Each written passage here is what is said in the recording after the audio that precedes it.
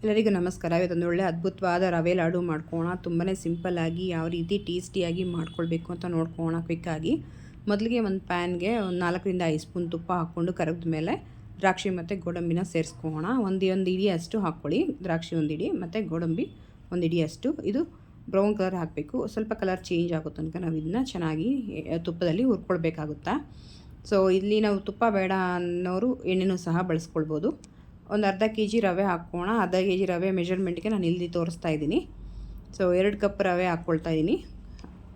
ಇದನ್ನ ಹಾಕಿ ನೀಟಾಗಿ ಹುರ್ಕೊಳ್ಬೇಕಾಗುತ್ತೆ. ಯಾವ ರೀತಿ ಹುರ್ಕೊಳ್ಬೇಕು ಅಂದರೆ ನಾವು ಉಪ್ಮಾಗೆಲ್ಲ ಹುರ್ಕೊಳ್ತೀವಲ್ವ, ಸೇಮ್ ಅದೇ ಪ್ರೋಸೆಸ್ಸಲ್ಲೇ ನೀಟಾಗಿ ಹುರ್ಕೊಳ್ಬೇಕು. ಈ ರೀತಿ ಒಟ್ಟಿಗೆ ದ್ರಾಕ್ಷಿ ಗೋಡಂಬಿ ತುಪ್ಪದಲ್ಲಿ ಒಂದೇ ಸಲ ಹುರ್ಕೊಳ್ಳೋದ್ರಿಂದ ನಮಗೆ ಸುಲಭವಾಗಿ ಈಸಿಯಾಗಿ ಕ್ವಿಕ್ಕಾಗಿ ಆಗಿಬಿಡುತ್ತೆ. ಸೊ ತುಂಬಾ ನಮ್ಗೆ ಹತ್ರ ಒಂದು 5 ನಿಮಿಷ 10 ನಿಮಿಷ ಇದ್ದರೆ ಸಾಕು, ರವೆ ಲಾಡು ಸೂಪರಾಗಿ ರೆಡಿ ಆಗಿಬಿಡುತ್ತೆ. 2 ಕಪ್ಪು ನಾವು ರವೆ ತೊಗೊಂಡಿದ್ದೀವಲ್ವ, 2 ಕಪ್ಪು ಶುಗರ್ನ ತೊಗೊಳ್ತಾ ಇದ್ವಿ. ಶುಗರ್ನ ಪೌಡ್ರ್ ಮಾಡಿ ಹಾಕ್ಕೊಳ್ಬೇಕಾಗುತ್ತೆ. ಅರ್ಧ ಕಪ್ಪು ಹಾಲು ಕಾಯಿಸಿ ತಣ್ಣಗಾಗಿರೋ ಹಾಲನ್ನ ಇಲ್ಲಿ ನಾವು ಸೇರಿಸ್ಕೊಳ್ಳೋಣ. ಅರ್ಧ ಕಪ್ಪಷ್ಟು ಅಥವಾ 150ರಿಂದ 200 ml ಅಷ್ಟು ಹಾಲನ್ನ ಸೇರಿಸ್ಕೊಳ್ಬೇಕಾಗುತ್ತೆ. ಈ ರೀತಿ ಸೇರಿಸಿ ಎಲ್ಲ ನೀಟಾಗಿ ಮಿಕ್ಸ್ ಮಾಡ್ಕೊಳ್ಬೇಕು. ಇಲ್ಲಿ ನೋಡ್ತಾ ಇರ್ಬೋದು ಸ್ವಲ್ಪ ನೀರಿಗಾಗಿದೆ ಅನಿಸುತ್ತೆ, ಬಟ್ ನೀರಿಗಾಗಲ್ಲ. ರವೆ ಆಗಿರೋದ್ರಿಂದ ರವೆ ನೀಟಾಗಿ ಹೀರ್ಕೊಳ್ಳುತ್ತೆ, ಹಾಲು ರವೆಲಿ ನೀಟಾಗಿ ಹೊಂದ್ಕೊಳ್ಳುತ್ತೆ. ಸೊ ಈ ರೀತಿಯೇ ಮಾಡ್ಕೊಳ್ಳಿ, ತುಂಬ ಟೇಸ್ಟಿಯಾಗಿ ಸಖತ್ತಾಗಿರುತ್ತೆ. ನೀವು ಎಷ್ಟು ದಿನ ಇಟ್ರೂ ಹಾಳೂ ಆಗಲ್ಲ, ತುಂಬ ಚೆನ್ನಾಗಿರುತ್ತೆ. ಸರಿಸುಮಾರಾಗಿ ಒಂದು 15 ದಿನ ಇಟ್ಕೊಂಡು ತಿನ್ಬೋದು.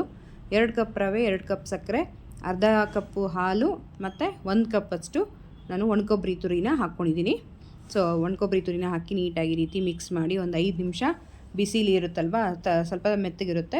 ಬಿಸಿ ಸ್ವಲ್ಪ ತಣ್ಣಗಾದಮೇಲೆ ಸ್ವಲ್ಪ ಗಟ್ಟಿ ಆಗುತ್ತೆ. ಸೊ ಆ ಟೈಮಲ್ಲಿ ನಾವು ಇದನ್ನ ಉಂಡೆ ರೀತಿ ಮಾಡ್ಕೊಳ್ಬೇಕಾಗುತ್ತೆ.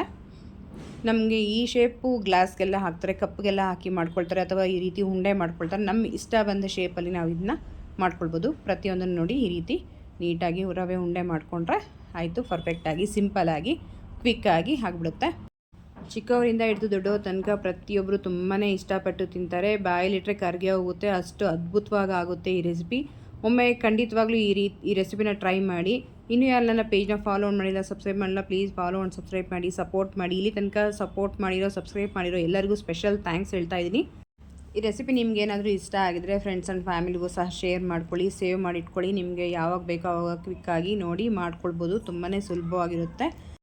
ನೋಡ್ತಾ ಇರ್ಬೋದು ನೀವು, ನಮಗೆ ಎಳ್ಳಷ್ಟು ಸಹ ಎಲ್ಲೂ ವೇಸ್ಟ್ ಅನ್ನೋದು ಆಗಲ್ಲ. ಅಷ್ಟು ಪರ್ಫೆಕ್ಟಾಗಿ, ಅಷ್ಟು ನೀಟಾಗಿ, ತುಂಬಾ ಅದ್ಭುತವಾಗಿ ಆಗ್ತಾಯಿದೆ. ನೋಡ್ತಾ ಇದ್ರೆ ಬಾಯಲ್ಲಿ ನೀರಿರುತ್ತೆ, ಅಷ್ಟು ಚೆನ್ನಾಗಿರುತ್ತೆ.